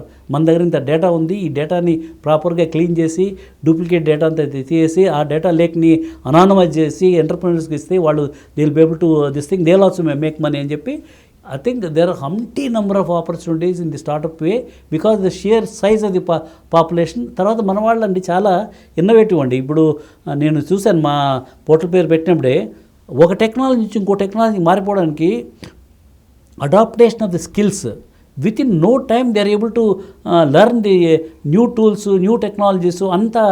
అదే అమెరికాలో వాడికి కొంచెం టైం పడుతుంది. ఫ్రమ్ వన్ టెక్నాలజీ టు ఇంకో టెక్నాలజీ షిఫ్ట్ కావాలంటే దే టేక్ అబౌట్ 6 months అనుకోండి. ఇక్కడ మన వాళ్ళు 1 monthలో దే విల్ మాస్టర్ దట్. అమీర్పేటలో ట్రైనింగ్ ఇన్స్టిట్యూషన్ బొచ్చడు వచ్చేస్తాయి ఇక్కడ. ఎందుకు మన దగ్గర ఉన్న సివిలైజేషనల్ లెగసీ కూడా ఆర్గ్యుమెంటేటివ్ సివిలైజేషన్ కనుక ఊర్లలో కమ్మరి కుమ్మరి మీరు రకరకాల వృత్తులు చేసేవాళ్ళు కూడా అద్భుతాలు చేయగలరు. Correct, wonders. కరెక్ట్. మీరు వెళ్ళి ఒక కుండ తయారు చేయడం చూపెడితే అర్థమవుతుంది మనకు. ఎస్. అయితే మీరు నాకు అర్థమైంది సార్ మీరు చెప్పిన దాంట్లో. You should tell me whether I'm right or wrong. ఒకప్పుడు ఎర్లీ స్టేజ్ ఆఫ్ ఐటీ రెవల్యూషన్లో domain experience was not matter, did not matter. Correct. నువ్వు ఏం ఎంబీబీఎస్ చేసావా, కామర్స్ చేసావా, ఎకనామిక్స్ చేసావా, సంబంధం లేదు. నువ్వు ఇంజనీరింగ్ చేసావా, సంబంధమే లేదు. People did not bother about the domain experience. ఈ ఐటీ రంగంలో ఎంటర్ అయ్యారు. Early stage of IT revolution was ignoring the domain experience. కానీ ఇప్పుడు మీరు చెప్పిన దాంట్లో నాకు అర్థమైంది, ఈ కొత్త ప్రపంచంలో అంటే ఈ పోస్ట్ ఐటీ రెవల్యూషన్ ప్రపంచంలో డొమైన్ ఎక్స్పీరియన్స్ బికమ్స్ కీ అనుకుంటాను. ఇప్పుడు ఎందుకంటే మీరు ఇప్పుడు క్లినికల్ డేటాను ఆటోమైజ్ చేయాలి అంటే well if you are a doctor, if you have a medical knowledge that makes a lot of difference. మీరు ఇప్పుడు ఒక సినిమా రంగంలో గ్రాఫిక్ చేయొచ్చు, కరెక్టే. కానీ గ్రాఫిక్ జనరేట్ అని అడగాలి కదా, నువ్వు అడగాలి. మనం నీకు అడగాలంటే చాట్ జీపీటీని అడగాలంటే కూడా తెలియాలి కదా. రైట్ కైండ్ ఆఫ్ ప్రాంప్ట్, ఇప్పుడు ప్రాంప్ట్ ఇంజనీరింగ్ కూడా వచ్చేస్తుంది అందుకే. సో రైట్ కైండ్ ఆఫ్ ప్రాంప్ట్ను కూడా అడగాలి. టూల్ ఉపయోగించుకునే తెలివి కూడా కావాలి కదా. నాకు ఇప్పుడు for the benefit of viewers నేను సింపుల్గా చెప్పాలంటే, ఒక పెద్ద రాయి ఉంది, దాన్ని లేపు పక్కకు పడేయమన్నారు వాచ్మెన్ పిలిచి. నార్మల్గా తను పెద్ద వెయిట్ లిఫ్టింగ్ లాగా లేపుతాడు, కానీ ఇంకో అతను చిన్న గడ్డపార పట్టుకొచ్చి Correct. ఆ రాయి కింద ఇలా పెట్టి ఇలా అంటే అది లేసి ఎగిరి పడుతుంది. అవును. So that is the tool. కానీ ఈ టూల్ని ఇలా ఉపయోగించాలని అయితే తెలియాలి. తెలియదు. కరెక్ట్. అంటే డొమైన్ ఎక్స్పీరియన్స్ మళ్ళీ ఇంపార్టెంట్ అవుతుంది కదా. చాలా ఇంపార్టెంట్. దిస్ వాట్ అంటే స్టూడెంట్స్కు యూత్కు మీరు చెప్పగలిగేది ఏంటి, ఈ domain experience plus IT experience కావాల్సిన అవసరం ఉంటుందేమో కదా. ఇప్పుడు చాలా అవసరం అండి. ఎందుకంటే మన last year world economic forum ఒక రిపోర్టు ఫ్యూచర్ ఆఫ్ వర్క్ అని దాని మీద రిపోర్టు రిలీజ్ చేసింది. అందులో క్లియర్గా చెప్తున్నారు, millions of jobs are going to be automated. At the same time millions of new jobs are going to be created. ఆ creation ఎలాంటి వాళ్ళు కావాలంటే క్రాస్ డొమైన్ నాలెడ్జ్ ఉన్న వాళ్ళకే ఆ ఉద్యోగాలు వస్తాయి. New millions of jobs using the generative. ఎవరికి ఉద్యోగాలు వస్తాయంటే వాళ్ళు clearly the mention unless the students have got cross domain knowledge. ఇందాక మీరు చెప్పారు ప్రాంప్ట్ ఇంజనీరింగ్ లో నీకు ఎంబీబీఎస్ డాక్టర్ కాకపోతే ఎలాంటి అప్లికేషన్ తయారు చేయాలని చెప్పేసి ఐటీ వాడు చెప్పలేడు. వేరేస్ డాక్టర్ కెన్ టెల్ నా I want this, I want this, I want this, you have to prompt it properly. అప్పుడు ఆటోమేటిక్గా సొల్యూషన్ వస్తుంది. నువ్వు ఒక structural engineer, civil engineering knowledge లేకపోతే you can't prompt the system to come at with a good civil engineering solution. అదే IT వాళ్ళు చేయలేరు. మనకు అన్ఫార్చునేట్లీ ఏమైందంటే ఈ లాస్ట్ 30 ఏళ్ళలో ఐటీకి ఎక్కువ ఇంపార్టెన్స్ వచ్చేసి, ఐటీ అంటే ఆ కాలంలో ఏంది, కోపాలు నేర్చుకుంటే జాబ్స్, మెయిన్ స్ట్రీమ్లో నేర్చుకుంటే జాబ్స్, జావా నేర్చుకుంటే జాబ్స్, టూల్ స్క్రూడ్రైవర్ టెక్నాలజీతో ఉద్యోగాలు వచ్చేసాయి. అప్పుడు చాలామంది engineers, mechanical engineers, civil engineers వాళ్ళంతా అది వదిలేసి అమీర్పేట పోయేసి ఏదో జావా గీవా నేర్చుకొని వాళ్ళంతా ఐటీ ప్రొఫెషనల్గా తయారైపోయారు. సో దానివల్ల ఇంజనీరింగ్ కాలేజీలో ఏమైంది, ఐటీ తప్ప మిగతా బ్రాంచెస్లో చేరే వాళ్ళే లేరు. పేరెంట్స్ అంతా లేదు, మా వాడికి, మా అబ్బాయికి కానీ అమ్మాయికి కానీ కంప్యూటర్ సైన్సే కావాలా. సో మిగతా డిపార్ట్మెంట్ అంతా క్లోజ్ చేసేసారు. ఇప్పుడు ఏమైందంటే ఏ ఇంజనీరింగ్ కాలేజీకి పోయినా, ఏ ప్రైవేట్ యూనివర్సిటీకి పోయినా కూడా సివిల్ ఇంజనీరింగ్ లేదు, మెకానికల్ ఇంజనీరింగ్ లేదు, ఆటోమొబైల్ ఇంజనీరింగ్ లేదు, ఏరోనాటిక్స్ లేదు. ఈ డొమైన్ ఇంజనీరింగ్ సబ్జెక్ట్స్ అస్సలు మొత్తం అంతా తీసి పరేసారు. ఎందుకంటే ఐటీకి అంత డిమాండ్ ఉంది. ఇప్పుడు ఐటీలో ఉద్యోగాలు లేవు. ఇప్పుడు వాళ్ళ పరిస్థితి పెద్ద question mark. How to create jobs for them unless you bring that domain knowledge. ఇప్పుడు మెకానికల్ ఇంజనీరింగ్ ఉన్నాడు, మెకానికల్ ఇంజనీరింగ్ వాళ్ళకి ఈ ప్రాంప్ట్ ఇంజనీరింగు, తర్వాత ఏఐ టూల్స్ అది నేర్పిస్తే you will become a great scientist or great professional value addition. అది IT వాళ్ళకి ఇది చేయాలంటే చాలా కష్టం. ఎందుకంటే 5 సంవత్సరాల్లో నేర్చుకునే మెకానికల్ ఇంజనీరు 1 మంత్లో వాళ్ళు నేర్పించాలంటే కాదు, అది సాధ్యం కాదు. అందుకని ఇప్పుడు అసలు మన హోల్ ఎడ్యుకేషన్, హైయర్ ఎడ్యుకేషన్ ఇండియాలో ఏదో మన కస్తూరి రంగన్ రిపోర్ట్లో కొన్ని మార్పులు తీసుకొచ్చారు, మంచిదే. కానీ నేను ఐ కీప్ టెల్లింగ్ ఇది టింకరింగ్ ఆఫ్ ది రిఫార్మ్స్. మనకు ఈ డిస్రప్టివ్ ఎరాలో డిస్రప్టివ్ ఎడ్యుకేషనల్ రిఫార్మ్స్ కావాలి. డిస్రప్టివ్ రిఫార్మ్స్ వస్తేనే అప్పుడు మన వాళ్ళని తయారు చేసేందుకు అవుతుంది. అందుకని మేము కూడా ఇంటర్నేషనల్ స్టార్టప్ ఫౌండేషన్ ద్వారా ఐఎస్ఎఫ్ గురుకులను ఒక స్కూల్ పెట్టేసి ఆ స్కూల్లో ఇలాంటి వాళ్ళకి బీటెక్ కంప్యూటర్ సైన్స్ చదివిన వాళ్ళకి, తర్వాత ఐటీ సర్వీసెస్లో ఉద్యోగం పోయిన వాళ్ళందరికీ తీసుకొని వాళ్ళకి ఈ స్టార్టప్ ద్వారా ఇప్పుడు అందులో కూడా 4 వర్టికల్స్ పెడుతున్నాం. ఒకటేమో హెల్త్ కేర్ వర్టికల్, ఇంకోటి ఫిన్టెక్ వర్టికల్, ఇంకోటి ఫుడ్ అండ్ అగ్రి, ఇంకోటి మీడియా టెక్ వర్టికల్. ఇట్లా డొమైన్ స్పెసిఫిక్ వాళ్ళు ఇప్పుడు ఐటీసీ అగ్రి వాళ్ళు they want to partner with us, they will give use case. చాలా యూస్ కేసెస్ ఉన్నాయి, అవన్నీ ఇస్తాము. మేమే మెంటర్ కూడా ప్రొవైడ్ చేస్తాము. సో అప్పుడు ఏమవుతుందంటే మేము క్లాస్ టైం ఉండదు. వాళ్ళకి ప్రాబ్లం, ఇది problem, these are the YouTube material you have to learn on your own. These are your team members. This is a startup. You have to produce a product or solution అని చెప్పేస్తే ఆటోమేటిక్గా they will learn the domain knowledge తెలుసుకుంటారు. తర్వాత దాని application ఎక్కడ చేయాలో తెలుసుకుంటారు. Then they will use the prompt engineering. Then they will come out successfully. వాళ్ళు స్టార్టప్ పెట్టకపోయినా కూడా at least you will get a job. ఈ ఐటీ స్టార్టప్ ఇండస్ట్రీలో ఉద్యోగం కావాలంటే ఆ నాలెడ్జ్ లేకపోతే వాళ్ళకి ఉద్యోగాలు రావు. అందుకని ఈ స్టార్టప్ ఐఎస్ఎఫ్ గురుకులు ద్వారా మేము ఒక ఫుల్లీ రెసిడెన్షియల్ శ్రీ సిటీలో పెడుతున్నాం. ఒక మన ఐఎస్బి మోడల్లో వాళ్ళు అక్కడే అకామిడేషన్ అంతా ఉంటుంది. They will B 6 months intense mentoring చేసి దాని తర్వాత 6 months ఇంటర్న్షిప్లోగా అదొక స్కూలు. ఇక్కడ హైదరాబాద్లో కూడా we're planning silver ISF Gurukul చేసి త్రూ స్టార్టప్ వే. వాళ్ళు స్టార్టప్లో ప్రాబ్లం ఇచ్చి, ఇప్పుడు హెల్త్ కేర్లో ప్రాబ్లం ఉంది, ఏజీ హాస్పిటల్కి వెళ్ళి మీకు ప్రాబ్లమ్స్ ఉన్నాయి, వాళ్ళకి ఆ ప్రాబ్లం తీసుకొని ఆ ప్రాబ్లమ్ని వాళ్ళు they have to provide a solution. So learning through the problem solving. Correct. ఆ మోడ్లో we want to train the people, automatically they will get good jobs and some of them may start new startup. అలాంటి వాళ్ళకి మేము funding కూడా ఇవ్వదలుచుకుంటాము. So that is the programme that we're going to start using the ISF Gurukul. అంటే మీరు అన్నట్లు నాకు ఈ కొత్త ప్రపంచానికి ప్రిపేర్ కావాలంటే ఒకటి, don't ignore your domain knowledge. Yes. ఇప్పుడు మీరు అన్నట్లు సార్, నా ఎక్స్పీరియన్స్, నేను పర్ప్లెక్సిటీ AI వాడితే when I want Israel latest war Lebanon war Iran అని నేను అడిగితే దానికి సంబంధించిన ఆర్టికల్స్ అన్ని లిస్ట్ అవుట్ చేయడమే కాకుండా సమరీ ఇస్తుంది. But if I don't have a journalistic mind set, I cannot identify whether it is right or wrong. అది ఏదో ఇస్తుంది, ఇచ్చిందల్లా రైట్ అని నేను చెప్పలేను కదా. So it is a tool for me to, నేను ఒక 50 న్యూస్ అవుట్లెట్ చూడాల్సిన అవసరం లేదు. అది చూసి నాకు చెప్తుంది. నాకు ఏది కావాలంటే అక్కడికి నేను వెళ్ళిపోతాను. నేను నోట్బుక్ వెళ్ళి నేను చదివిన 20 ఆర్టికల్ దానికి ఇచ్చేస్తే అది ఎక్కడి నుంచి ఏ పాయింట్ కావాలో నాకు చెప్తుంది. It's ultimately a tool, but I should know what I want. Absolutely. So అక్కడే డొమైన్ నాలెడ్జ్ అవసరమని, that's what I understand. So let's coming to the startups sir. ఇప్పుడు I feel a good idea should be converted into a good product or good service. మనకేం ideas కొరతలేదు. యూత్కు విపరీతమైన ఆలోచనలు, భారతదేశంలో ఉన్న ఆలోచనలు ఎవరికి ఉండవు. ఎందుకంటే we have a civilizational legacy. జీరోను కనుక్కున్న దేశం, డెసిమల్స్ కనుక్కున్న దేశం. So this is a country which always provided knowledge the world. So మనకు ఈ స్టార్టప్ పెట్టాలి అంటే చాలామందికి వచ్చే ఒక పెద్ద క్వశ్చన్ ఏంటంటే, నాకు ఏదో చెయ్యాలి అని ఉంటుంది, కానీ అది కరెక్టా కాదా తెలియదు, అది వయబులా కాదా తెలియదు, అది మార్కెటబులా కాదా తెలియదు, దానికి ఏం కావాలో తెలియదు.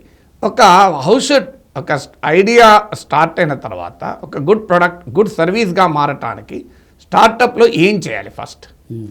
మేము ఇవన్నీ ఆలోచించే మా ఐఎస్ఎఫ్ ద్వారా 3M స్ట్రాటజీ, దేనికైనా ఒక స్ట్రాటజీ ఉండాలి కదా.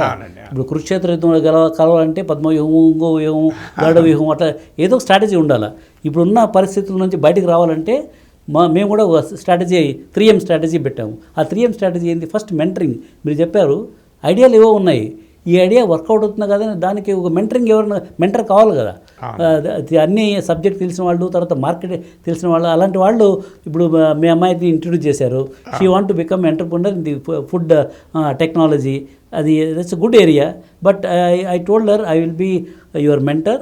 నెక్స్ట్ టైం నువ్వు హైదరాబాద్కి వచ్చినప్పుడు డిస్కస్ చేసేసి నువ్వు ఏ ఏరియాలో పోతే యుల్ బికమ్ సక్సెస్ఫుల్. దిస్ ఆ మెంటర్షిప్ చాలా ఇంపార్టెంట్ అండి. చాలామంది అనుకుంటారు నేను ఏదో చేస్తున్నాను, ఇట్ విల్ బికమ్ యూనికార్న్, కానీ దానికంటే మంచి ప్రోడక్ట్స్ ఆల్రెడీ మార్కెట్లో ఉన్నాయి, వాడికి తెలియదు. మన వాళ్ళకి యూనికార్న్ ఒకటే కనబడుతుంది, వాళ్ళు రీసెర్చ్ కూడా చేయరండి. ఏ రీసెర్చ్ చేయకుండా కాంపిటీషన్ ఎట్లుంది, అమెరికాలో ఇలాంటి స్టార్టప్ కంపెనీస్ ఉన్నాయా, లేకుంటే చైనాలో ఉన్నాయా, ఈ రీసెర్చ్ ఏం చేయరు. నేను ఏదో ప్రోడక్ట్ చేశాను, ఇది యూనికార్న్ అయిపోతుంది, ఇంత వాల్యుయేషను అని చెప్పి ముందుకు వస్తారు. అక్కడే మెంటరింగ్ చాలా ఇంపార్టెంట్. లేదు బాబు అది పనిచేయదు, నువ్వు దాన్ని మాడిఫై చేసి ఈ మార్గంలో వెళ్తే ఆ మెంటరింగ్ అనేది చాలా చాలా ఇంపార్టెంట్. అది చేస్తున్నాం. ఫస్ట్ M అది. సెకండ్ M, చాలామంది మిడిల్ క్లాస్ ఫ్యామిలీస్, ఇప్పుడు IIIT స్టూడెంట్స్ కానీ, IITలో చదివే స్టూడెంట్స్ కానీ, వీళ్ళంతా ఎందుకంటే they are intelligent, they crack the exams and they got into those institutions. కానీ వాళ్ళ దగ్గర డబ్బు లేదు, ఐడియాలు బాగున్నాయి. దానికి అర్లీ స్టేజ్లో ఈ VCs వీళ్ళంతా కూడా unless they have got paying customer ఉంటే కానీ VCs వచ్చి ఇన్వెస్ట్ చేయరు. ఎక్కడో once in a this thing ఒక 1,00,000 స్టార్టప్స్లో ఒక స్టార్టప్ ఐడియా స్టేజ్లోనే ఇన్వెస్ట్ చేస్తారు. చాలా యునిక్ దిస్ థింగ్. మిగతా వాళ్ళందరూ కూడా లాస్ట్కి నీ కస్టమర్ ఉన్నారా, తర్వాత ప్రోడక్ట్ రెడీగా ఉందా, ఈ క్వశ్చన్స్ అన్నీ ఇస్తే వాళ్ళ దగ్గర ప్రోడక్ట్ రెడీగా ఉండదు, తర్వాత కస్టమర్స్ ఉండవు, కానీ ఐడియా ఉంది and they have a team. వాళ్ళకు ఉన్న whatever little bit money దాంతో స్టార్ట్ చేస్తున్నారు. కానీ వాళ్ళని ఎంప్లాయీస్ కావాలి కదా స్టార్టప్ కంపెనీలో. Most of the startups innovative startups. ఇప్పుడు they are not rudimentary startups కాదు. ఆ ఇన్నోవేటివ్ స్టార్టప్స్లో వర్క్ చేయాలంటే unless they come from premier institution, Ivy League institutions, IITs కానీ, IIITs కానీ, అలాంటి వాళ్ళని రిక్రూట్ చేస్తున్నారు. వాళ్ళని వచ్చి జాయిన్ కమ్మంటే వాళ్ళు 1 crore శాలరీ కావాలా, నాకు 50 lakhs శాలరీ కావాలి, వీళ్ళ దగ్గర అక్కడ డబ్బులు ఎక్కడ ఉంది? మోస్ట్ ఆఫ్ ది ఫౌండర్స్ పాపం వాళ్ళే శాలరీ కూడా తీసుకోవడం లేదు. సార్ మా దగ్గర డబ్బే లేదు, మేమే శాలరీ తీసుకోవడం లేదు, నేను వీళ్ళందరినీ అన్ని లక్షలు వచ్చేసి మేము చేయలేము, మిగతా లోకల్ ఇంజనీర్స్ తీసుకుంటే వాళ్ళకి 6 months నేను ట్రైనింగ్ ఇవ్వాల్సి వస్తుంది, ఎందుకంటే వాళ్ళ knowledge is not suitable for them to work in our this thing. So they are caught in that kind of this thing. అందుకని వీళ్ళకి ఎంటైర్ ఎకో సిస్టమ్ మనం 3M స్ట్రాటజీలో వాళ్ళకి ఏం కావాలి? అప్పుడు మనీ కావాలి. వాళ్ళ ఐడియా బాగుంది, somebody has already mentored IIT కానీ IIT కానీ మెంటర్ ఎవరు ఉన్నారు, ఐడియా బాగుంది, but there is no money. So ఆ అర్లీ స్టేజ్ స్టార్టప్స్కి మనీ, అది ISF ఏంజిల్స్ ద్వారా now we're providing the money.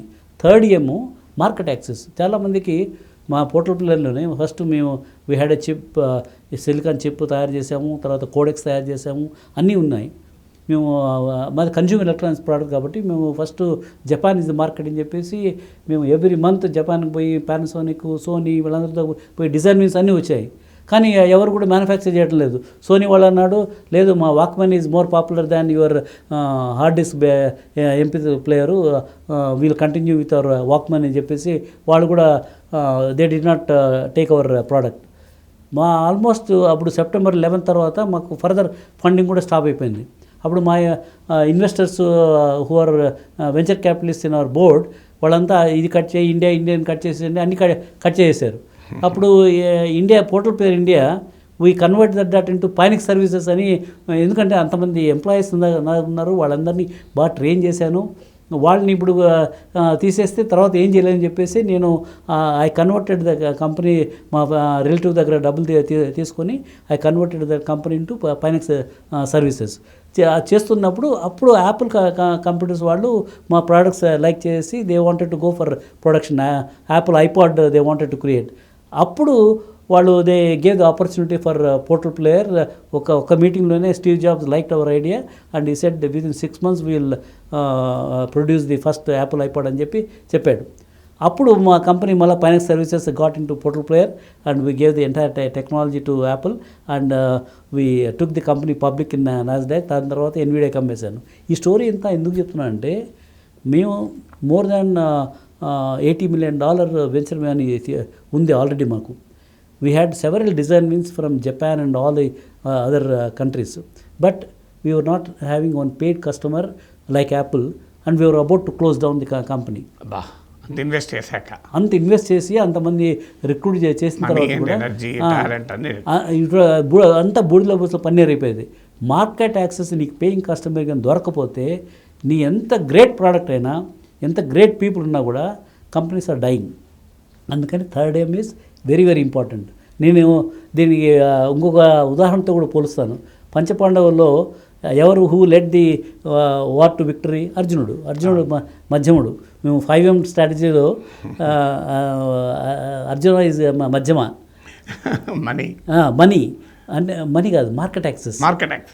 ఫస్ట్ది మెంటరింగ్, సెకండ్ది money, third is market access, fourth is meetup events, fifth is fifth ఉంటుంది. బట్ ఈ 5M strategy నేను fintech valley Vizag చేసేటప్పుడు ఈ స్టార్టప్స్ని ఇన్వైట్ చేయాలంటే ఈ 5M స్ట్రాటజీ తీసుకొచ్చేసి పంచపాండవుల్లో మధ్యముడికి ఎంత ఇంపార్టెన్స్ ఉందో ఇక్కడ మధ్యముడు ఎవరు? Market access. అతనే అర్జునుడు. నీకు ఆ మార్కెట్ యాక్సెస్ లేకపోతే you will not B able to get the customers. అందుకని ఇక్కడ మా ISFలో ఈ 3M స్ట్రాటజీ పెట్టాం. ఫస్ట్ మెంటరింగ్, తర్వాత early stage money, market access. ఈ ఒక సంక్రాంతిలో అందరూ ముగ్గులు వేస్తారు కదా, ముగ్గులు వేసేటప్పుడు అన్ని చుక్కలు పెడతారు. చుక్కలు పెట్టి ఈ చుక్కలన్నీ కనెక్ట్ చేస్తే మంచి ఫిగర్ తయారైపోతుంది. ISF చేసేది ఏంటంటే, ఇప్పుడు మీరు ఒక ఎంటర్ప్రెన్యూర్ అనుకోండి, ఐడియాతో వచ్చారు, మిమ్మల్ని ఒక ఇన్వెస్టర్ కనెక్ట్ చేయాలి, అదొక చుక్క. తర్వాత మిమ్మల్ని ఒక బిజినెస్, ఒక కంపెనీ CEOకి కనెక్ట్ చేయాలి, వాళ్ళ మార్కెట్ బిజినెస్ వస్తుంది కదా, అదొక చుక్క. ఇట్లా కనెక్ట్ చేస్తూ పోతే they will be able to produce good revenue and also they will become successful. Unicorns, soonicorns అన్నీ అయిపోతాయి. So that's what we're doing. ఇది using the 3M strategy: mentoring, money, market access. This is what is required and that's what we're focusing. అంటే మీరు international startup festival, startup ఫౌండేషన్లో ఇది చేస్తున్నారు sir, కానీ ఈ యాక్సెస్ అందరికీ రాదు కదా. అసలు ఒక స్టార్ట్అప్ నాకు పెట్టాలి అని అనుకున్నప్పుడు what are the 1 2 3 4 5 6 things which I have to do? అంటే బేసిక్గా స్టార్ట్అప్స్ పెట్టాలనుకున్నప్పుడు first of all they should risk reward, ఈ రెండు వెరీ వెరీ ఇంపార్టెంట్. ఎంటర్ప్రినర్షిప్ అంటేనే లిటిల్ బిట్ ఆఫ్ రిస్క్, ఏం లేకోకుండా మనకు అన్నీ ఎవరో డబ్బులు ఇచ్చేస్తారు, మనం ప్రోడక్ట్ చేస్తాము, యూనికార్న్ అవుతుంది, అవంతా కాదు అట్లా. You should be ready to take startup entrepreneur journey is sinusoidal journey ఉంటుంది. ఇప్పుడు కొన్ని రోజులు బాగుంటుంది, మళ్ళీ ఏదో ప్రాబ్లమ్స్ వస్తుంది, ఆ ప్రాబ్లం వచ్చినప్పుడు డిప్రెస్ అయిపోయేసి అమ్మో మన చేత ఇంకా కాదనుకుంటే వాడు అక్కడ ఫెయిల్ అయిపోతాడు. ఆ రెసిలియన్స్ ఉండాలా. దాని సరైన మెంటర్ దగ్గర పోయేసి నాకు ఈ ప్రాబ్లం ఉంది చెప్పేసి they should B able to look for opportunity to again go up. ఇవన్నీ ఈ కంటిన్యూస్ జర్నీ అది లేకోకుండా ఏదో మా తల్లిదండ్రులు చెప్పారు, నేను స్టార్టప్ కంపెనీ పెట్టేశారు, అంత డబ్బులు ఇచ్చారు, అట్లా కుదరదండి. అంటే you should be prepared for marathon. Yes, ఏదో 100 మీటర్ రేస్ అనుకోకూడదు. అబ్సల్యూట్లీ. అలాంటి మైండ్ సెట్ ఉంటేనే then they will be able to అదొకటి ఉండాలా. తర్వాత they have to be innovative.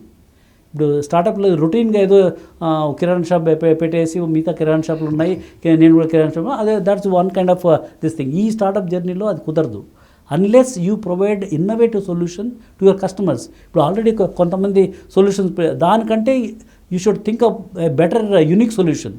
You should know the problem first rather than the solution. Correct. Problem and innovative way better than the other people what they have provided. ఆ innovative mind set కూడా ఉండాలి. తర్వాత team building.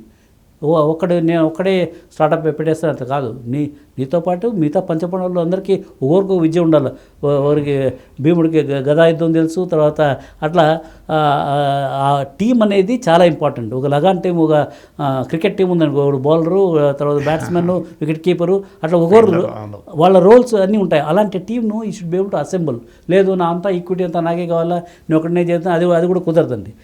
They have to be flexible in attracting the right kind of talent as a team member, and together as a team they should be able to create the product and take the product to the market. ఇవన్నీ చేస్తే చాలా opportunities భారతదేశంలో ఉన్నాయి. కానీ మీరు ఒకటి చెప్పాలి sir, చాలామంది స్టార్టప్స్, మనం సక్సెస్ఫుల్ స్టార్టప్స్ గురించి మాట్లాడుకుంటాం, సక్సెస్ స్పీక్స్ లౌడర్, కానీ చాలామంది ఫెయిల్ కూడా అవుతాం. స్టార్టప్స్లో మార్బిడిటీ కూడా చాలా ఎక్కువ కదా, చాలామంది దెబ్బతింటున్నారు. సో ఎందుకని, what is the reason for that? Reason ఏంటంటే కొన్ని ఎక్స్టర్నల్ పారామీటర్స్ ఉన్నాయి. ఇప్పుడు .com బర్స్ట్ అయినప్పుడు మంచి ప్రోడక్ట్స్, పేటెంట్స్ ఉన్న స్టార్టప్స్ కూడా ఫెయిల్ అయిపోయినాయి. అది ఎక్స్టర్నల్ డైనమిక్స్. తర్వాత మీకు ఇందాక September 11th ఇన్సిడెంట్, మంచి కంపెనీ, మా పోర్టల్ పేర్ లాంటి కంపెనీస్ కూడా వాళ్ళు they could not survive and they all close down. అది external parameter. Because we're a globally connected economy. This globally connected, anything can happen. ఇప్పుడు ప్రపంచ యుద్ధం వచ్చింది సడన్గా, సో ఎన్ని స్టార్టప్స్ క్లోజ్ అయిపోతాయి, money will not be available to all the startups. Cold in Atlanta, there will be sneeze in Adilabad. Absolutely. ఇప్పుడు growth స్టేజ్లో ఉన్నప్పుడు ఈ విటమిన్ ఎం లేదనుకోండి, and is not able to raise that money, product అన్నీ ఉన్నా కూడా fail అయిపోతున్నారు. So అది ఎక్స్టర్నల్. ఇంటర్నల్ ప్రాబ్లమ్స్ చాలా మందికి, ఇంటర్నల్ ఈ పార్ట్నర్షిప్ గొడవలాగా ఆ ఫౌండర్స్ మధ్యలో పాలిటిక్స్, అట్లా చాలా మంచి కంపెనీలు కూడా నాశనమేనండి. వాళ్ళు మేనేజ్మెంట్ బై ట్రస్ట్ ఉండాలి. ఇప్పుడు నీ దగ్గర నీ పార్ట్నర్ ఉన్నా అంటే అలాంటి పార్ట్నర్స్.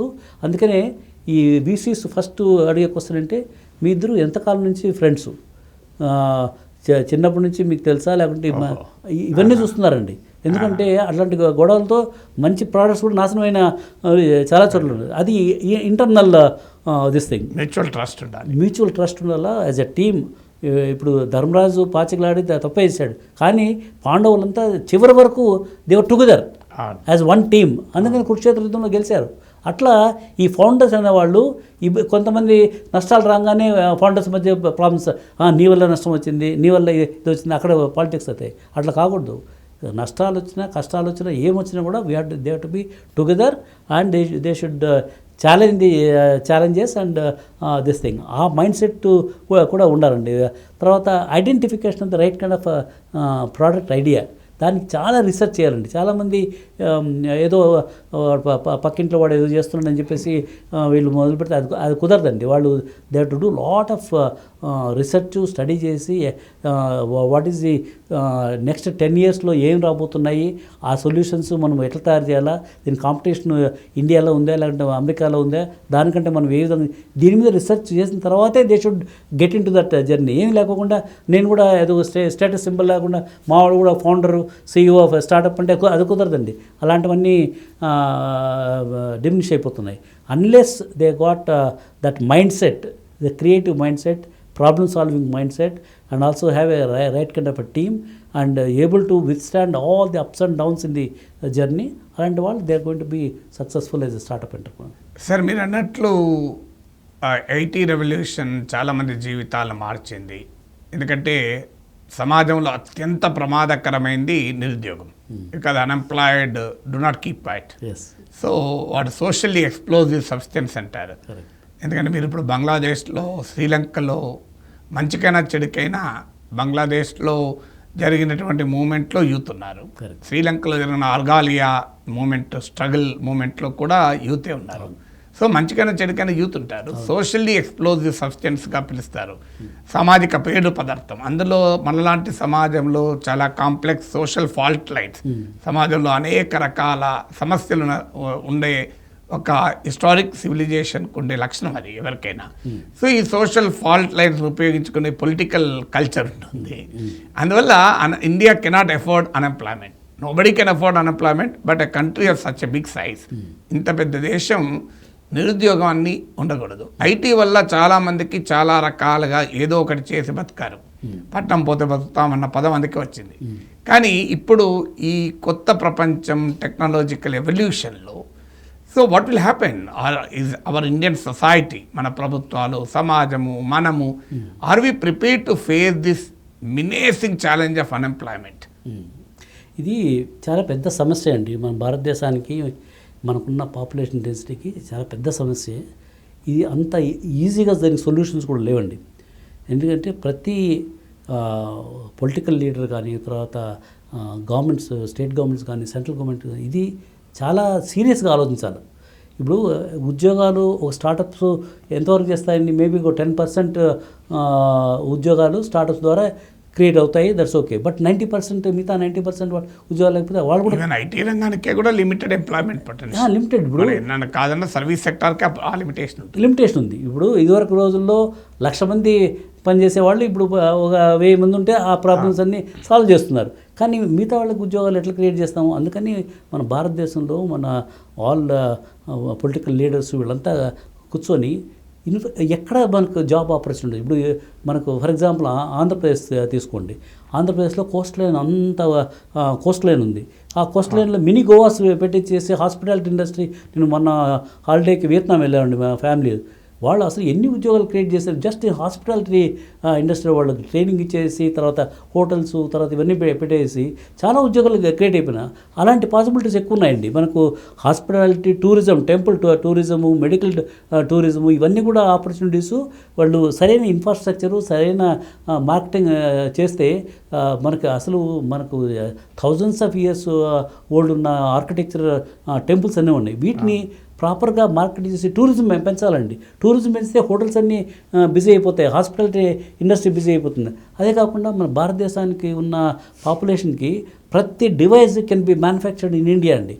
ఎప్పుడైతే మ్యానుఫ్యాక్చరింగ్ మనం ఇంకా మన ఇండియాలో is of doing business manufacturing ఉంటున్నా, కానీ సాఫ్ట్వేర్ టెక్నాలజీ పార్క్స్లో అప్పుడు ఆ కాలంలో సింగిల్ విండో చేసిన మెకానిజము హార్డ్వేర్ ఇండస్ట్రీలో లేదండి.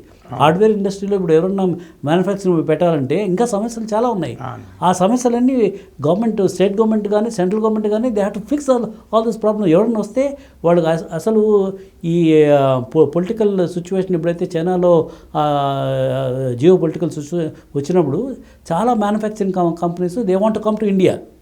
వాళ్ళు ఇండియాకి వచ్చిన తర్వాత వాళ్ళంతా అనలైజ్ చేస్తే ఫస్ట్ ఆఫ్ ఆల్ ఇక్కడ మ్యాన్ పవర్ లేదు, మ్యానుఫ్యాక్చరింగ్కి సరైన మెకానికల్ ఇంజనీర్స్ లేరు, తర్వాత ఎలక్ట్రికల్ ఇంజనీర్స్, అదొక ప్రాబ్లము. సెకండ్ ప్రాబ్లము ఈ is of doing business. Manufacturing పెట్టాలంటే ఇన్ని లైసెన్స్లు కావాలా, తర్వాత ఫ్యాక్టరీ ఇంజనీర్లు వాళ్ళు వీళ్ళు అంతా వచ్చేసి అదే వియత్నాంకి తర్వాత అవన్నీ చాలా ఈజీగా అయిపోయినాయి. అందుకని వాళ్ళంతా కూడా they move to Vietnam, they move to Philippines and all that. So manufacturing రంగంలో చాలా ఉద్యోగ అవకాశాలు ఉన్నాయి. అవన్నీ కూడా మనం ఆల్ గవర్నమెంట్ బ్యూరోక్రసీ వీళ్ళంతా కూడా they have to clear whatever the road map, how to create those manufacturing industry in India, along with the tourism, hospitality industry, తర్వాత మెడికల్ టూరిజము ఇవన్నీ కూడా డెవలప్ చేస్తే అవకాశాలు చాలా ఉన్నాయండి భారతదేశంలో. కానీ దానికి సరైన infrastructure we have to create. Whatever infrastructure those days in 80s and 90s through the software technology park ఏ విధంగా క్రియేట్ చేశారో అదే ప్రిన్సిపల్స్ అదే మనం హార్డ్వేర్ రంగంలో కూడా తీసుకొస్తే మనకు ఇండియాలోనే బొచ్చడి మార్కెట్ ఉందండి. ఇండియాలోనే మనం అంత ఎంప్లాయ్మెంట్ జనరేట్ చేసేందుకు అవకాశాలు ఉన్నాయి.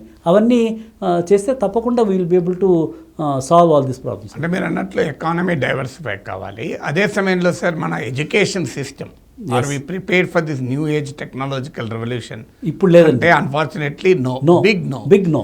సో ఎడ్యుకేషన్ సిస్టంలో ఎలా ట్రాన్స్ఫార్మ్ కావాలి? ఒక ఇన్నోవేటివ్ మైండ్ సెట్ను, ప్రాబ్లమ్ సాల్వింగ్ కెపబిలిటీస్ను క్రియేట్ చేయాలి, ఒక ఎంటర్ప్రెన్యూరల్ మైండ్ సెట్ డెవలప్ చేయాలంటే మీరు ఇచ్చే సూచన ఏంటి? ఎడ్యుకేషన్ సిస్టంలో ఎలాంటి మార్పులు రావాలి? ఎడ్యుకేషన్ సిస్టమ్ అనేది మీరు చాలా ప్రపంచం అంతా తిరిగారు కనుక, ఇతర దేశాల అనుభవం జపాన్, అమెరికా కూడా తిరిగారు కనుక.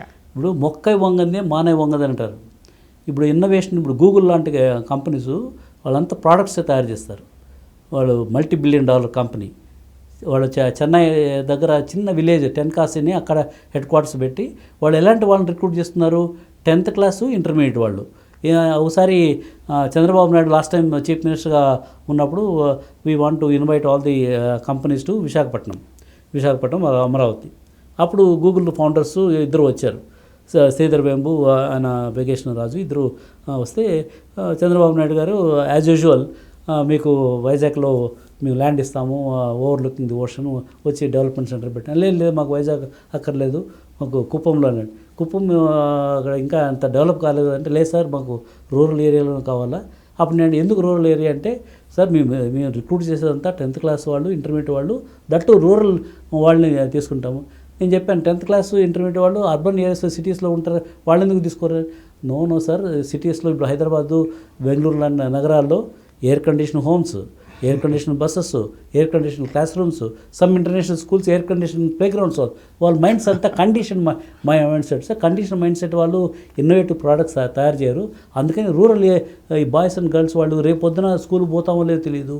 They always think out of the box to solve their own local issues. అందుకని వాళ్ళని తీసుకొని 6 months ట్రైనింగ్ ఇస్తే నౌ సూపర్ డూపర్గా వాళ్ళంతా దేర్ ప్రొడ్యూసింగ్ ది ప్రోడక్ట్స్. అది చేస్తున్నారు. ఇప్పుడు మీరు అన్నది education system is not in tune with the creative industry. Startup industry is a creative industry అండి. మన ఎడ్యుకేషను, స్కూల్ ఎడ్యుకేషన్ కానీ, ఇంజనీరింగ్ ఎడ్యుకేషన్ కానీ, డిగ్రీ ఎడ్యుకేషన్ కానీ, హైయర్ ఎడ్యుకేషన్ కానీ, they are not in tune with that new industry కావాల్సిన తయారు చేయటం లేదు. సో ఆ మార్పులు, ఆ పెను మార్పులు కావాలండి. అందుకని డిస్రప్టివ్ ఎడ్యుకేషనల్ రిఫార్మ్స్ వస్తేనే తప్ప వాళ్ళని, ఇప్పుడు మన వాళ్ళు ఎక్కువ మంది స్కూల్ చిల్డ్రన్ ఆ ఎగ్జామ్కి ఈ ఎగ్జామ్ అంతా మా బట్టికి పెట్టేసి వాళ్ళని చదివిందే 10 సార్లు నేర్చుకొని వాళ్ళంతా పోయేసి ఇంజనీరింగ్ కాలేజ్లో చేరిపోతున్నారు. నేను విచ్ ఐఐటి అని చెప్పనంటే, ఒక ఐఐటిలో నేను పోయి ఐఐటి డైరెక్ట్ని అడిగాను, మన తెలుగు వాళ్ళు ఎట్లా చేస్తున్నారంటే, తెలుగు వాళ్ళంతా బ్యాక్ బెంచెస్లో కూర్చున్నారు. ఎందుకు బ్యాక్ బెంచెస్ అంటే, వాళ్ళు ఈ ఐఐటి ఎడ్యుకేషన్, ఈ పెడగాకి వాళ్ళు దే ఆర్ నాట్ కస్టమైజ్డ్. అప్పుడు వాళ్ళ ఇంటర్మీడియట్ 10th క్లాసు వాళ్ళ school education they are not in tune with what factory production. వేరే ముందు బెంచ్లో ఎవరు కూర్చుంటారంటే, Bihar students, West Bengal students, Orissa students వాళ్ళు ఎక్కువ కూర్చున్నారు. వీళ్ళు they are not even able to ask the questions అట మన తెలుగు వాళ్ళు. కాబట్టి ఆ ఎడ్యుకేషన్ రిఫార్మ్స్ మనకైనా స్కూల్ లెవెల్లో, కాలేజ్ లెవెల్లో తీసుకురాకపోతే again that's going to be very big problem. Fundamental ఇప్పుడు నాలెడ్జ్ ఇండస్ట్రీకి ఎడ్యుకేషన్ పట్టుకోమండి. మనం వాళ్ళు ఏ విధంగా మనం ట్రైన్ చేస్తామనేది చాలా చాలా ఇంపార్టెంట్. ఇప్పుడు ఈరోజు మీరు నేను ఈ position below middle class families వచ్చి ఈ పొజిషన్కి వచ్చామంటే ఓన్లీ బికాజ్ ఎడ్యుకేషన్. ఆ ఎడ్యుకేషన్ సరిగ్గా ఇదివరకు రోజుల్లో మంచి ఎడ్యుకేషన్ ఉండేది. ఇప్పుడు దాన్ని అంతా అంతా ఈ కాంపిటేటివ్ ఎగ్జామ్స్ అనేది అదని చెప్పేసి అంతా బట్టి కొట్టే మోడ్లో పెట్టేసి they are actually spoiling the creativity, spoiling the innovation environment. అక్కడ పెను మార్పులు వస్తే అప్పుడు భారతదేశాన్ని ఎవరు ఆపలేరండి. అంటే జాబ్ మార్కెట్లోకి ఎంటర్ అయ్యే టైం వరకు అల్నర్ చేయాల్సి వస్తుంది, ఉన్న ఫైల్ అన్ని డిలీట్ చేసి మళ్ళీ కొత్త ఫైల్ వస్తుంది. అన్లర్న్ మెనీ థింగ్స్, లేకపోతే వాడు ఉన్నదే బ్లాక్ స్టంబ్లింగ్ బ్లాక్గా మారిపోతుంది. సార్, మీరు before we conclude, can you tell few remarkable success stories in the startup ecosystem? మీ అనుభవంలో చూసింది ఇండియాలో కానీ వరల్డ్లో కానీ, from nowhere, from nothing, where you can create miracles through startups so that it motivates the people. అంటే ఇంతకుముందు రాజస్థాన్ ఒక ఉదాహరణ చెప్పారు. అవును, చాలా ఎగ్జాంపుల్స్ ఉన్నాయండి. రాజస్థాన్ ఎగ్జాంపుల్, అది ఫిన్టెక్ కంపెనీ అండి. ఇప్పుడు మా పోర్టల్ ప్లేయర్ కూడా one of the startup examples. ఇండియాలో అసలు సిలికాన్ చిప్ స్టార్టప్ అనేది చాలామందికి తెలియదు. అలాంటిది ఆ రోజుల్లోనే 90s we started silicon chip which got into Apple's ipod and got listed in Nasdaq and we sold the company to nvidia. So ఇలాంటి successful startups చాలా ఉన్నాయి. ఎడ్యుకేషన్లో for example education companies Scaler కానీ, Physics Wallahs కానీ, they started this thing. Today they are very very successful. So many such billionaires coming out of the startup. అంటే ఈ ఎక్కడ problem ఉందో there is an opportunity for startup. ఇప్పుడు ఎడ్యుకేషన్లో ఈ problems అన్నీ ఉన్నాయి కాబట్టి చాలామంది they are getting into that education, higher education, edutech like. ఇప్పుడు చాలా companies they are going to be $1 billion opportunities. They are already talking about that kind of evaluation. Though Byju's లాంటి వాళ్ళు they went into the other this thing, but there are very good edutech companies which are now going to become next billionaire edutech companies. So ఇలాంటి examples చాలా ఉన్నాయి ఇండియాలో. ఇప్పుడు అగ్రికల్చర్లో కూడా there is two brother organic అని పూనా దగ్గర ఉందండి. వాళ్ళు ఆర్గానిక్ ప్రోడక్ట్, ఎక్కువ ల్యాండ్ కూడా లేదు వాళ్ళ దగ్గర. వాళ్ళు ఉన్న ల్యాండ్ తీసుకొని ప్రాసెస్ అన్నీ కూడా సెట్ చేసి ఏ విధంగా అయితే ఆర్గానిక్ ప్రోడక్ట్స్ కావాల్సిన material without using the chemicals అంతా ప్రూవ్ చేసి now they are taking the technology to other farmers. వాళ్ళకి మొత్తం ఈ స్టాండర్డ్ ఆపరేటింగ్ ప్రొసెస్ వాళ్ళు నేర్పించేసి ఇప్పుడు they are becoming one of the largest exporters of organic products to other countries. They started small, now today they are becoming. అంటే అగ్రిలో కూడా అన్ని ఆపర్చునిటీస్ ఉన్నాయి. As long as the startups are willing to identify what is the opportunity, where are the problems, and solve the problems in a systematically, and funding is also going to be available to them, but they have to be having that patience. ఏదో నేను పెట్టాను నాకు ఇమ్మీడియట్గా $billions కావాలంటే ఆ మోడల్లో కాదండి. They should be true to themselves. అటు చేసుకుంటే there opportunities are plenty. Where do we stand India sir? ఇప్పుడు ఉన్న ఈ గ్లోబల్ స్టార్టప్ ఈకోసిస్టమ్, గ్లోబల్గా వస్తున్న ఈ innovative artificial intelligence, generative AI, ఈ new age technological revolution, post information రెవల్యూషన్లో where do we stand our country ఇప్పుడున్న సిచ్యువేషన్లో? ఇప్పుడు మన స్టార్టప్స్లో చూస్తే కంపేర్ టు అదర్ కంట్రీస్ అండి, ఇప్పుడు Silicon Valley peoples that number 1. దాని తర్వాత ఇజ్రాయెల్, చాలా countries they are way head of India. మనం ఇప్పుడే ఆ జర్నీలోకి ఎంటర్ అవుతున్నామండి. దో మన దగ్గర స్టార్టప్ ఇండియాలో రిజిస్ట్రేషన్ అయిన కంపెనీస్ 1,20,000 స్టార్టప్స్ రిజిస్టర్ అయినాయి. అందులో చాలా startups they are in the dying mode. ఎందుకంటే ప్రాపర్ మెంటరింగ్ లేదు, ప్రాపర్ ఇప్పుడు ఫర్ ఎగ్జాంపుల్ పబ్లిక్ సెక్టర్ కంపెనీస్లో ఎవరైనా స్టార్టప్ వాళ్ళ ఆపర్చునిటీ తీసుకోవాలంటే చాలా బ్యూరోక్రసీ ఉంది. అవన్నీ they have to provide the bridges. ఇప్పుడు గవర్నమెంట్లో కూడా గవర్నమెంట్ ఈజ్ బిగ్ పర్చేజర్. ఇప్పుడు any state government they are spending thousands of crores. ఈ స్టార్టప్స్కి if they can create some kind of a bridge, స్టార్టప్స్కి ఆపర్చునిటీ ఇస్తే వాళ్ళు they will be able to get the business and they become successful. అవన్నీ చేస్తే మటుకు India position definitely India can become startup nation of the world. ఎందుకంటే ఇప్పుడు మనకున్న innovative knowledge, మనకున్న డిజిటల్ ఇన్ఫ్రాస్ట్రక్చరు, మనకున్న ఇప్పుడు ప్రతి స్టేట్లో అండి, ఇదివరకు మన కంబైన్డ్ స్టేట్లో ఒక ఐఐటి ఉండేది కాదు, ఒక IIIT ఉండేది కాదు, తర్వాత ఒక ఐఐఎం ఉండేది కాదు. ఇప్పుడు ప్రతి స్టేట్లో మన తెలంగాణలో ఒక ఐఐటి ఉంది, IIIT ఉంది, బిట్స్ పిలాని ఉంది, తర్వాత ఐఎస్బి ఉంది, అట్లా ఆంధ్రప్రదేశ్లో కూడా ఉంది. అది whatever decision government of India has taken, every state we got Ivy League institutes ఉన్నాయి. That cream is sufficient for the startup world. ఇప్పుడు అందులో నుంచి తయారైన students that's good enough to promote this innovative startups in various fields. దానికి తోడు government should enable some market యాక్సెస్లో fail అవుతున్నారు. ఆ market access government is the largest. ఇప్పుడిప్పుడే డిఫెన్స్ ఏరోస్పేస్ కూడా they open up this thing, lot of companies డిఫెన్స్లోను space వస్తున్నాయి. అదే మోడ్లో స్టేట్ గవర్నమెంట్లోనూ తర్వాత మిగతా పబ్లిక్ సెక్టర్ దీంట్లో if they are able to enable whatever defence and aerospace industry in India they have done, అది కానీ చేస్తే మటుకు మనం బయట మార్కెట్స్ చూడక్కర్లేదు. India itself is a very big market. ఇండియాలో వాళ్ళు సక్సెస్ అయ్యి తర్వాత మనకున్న data sets it's a very big opportunity. ఈ డేటా సెట్స్ ప్రాపర్గా క్లీన్ చేసి శాండ్ బాక్స్ ఎన్విరాన్మెంట్లో ఏపీఐస్ క్రియేట్ చేసి మన ఏఐ ఎంటర్ప్రెన్యూర్స్కి ఇస్తే India can produce the large number of AI startups nowhere in the world except China. Because close country, let's not compare with China తర్వాత ఇండియాకి opportunities ఉందండి. India can become the AI startup the head quarters for the whole world because of the data that what we have and connectivity what we have. So ఈ opportunities enable చేస్తే definitely ఇండియాకి chances are very very bright. So thank you very much Chowdary గారు. మీరు చాలా it was a wonderful conversation, it was a stimulating conversation. Really I'm immensely benefited. I'm sure the viewers will also be benefited. Thank you very much, sir. Thanks, Andy. Thanks a lot.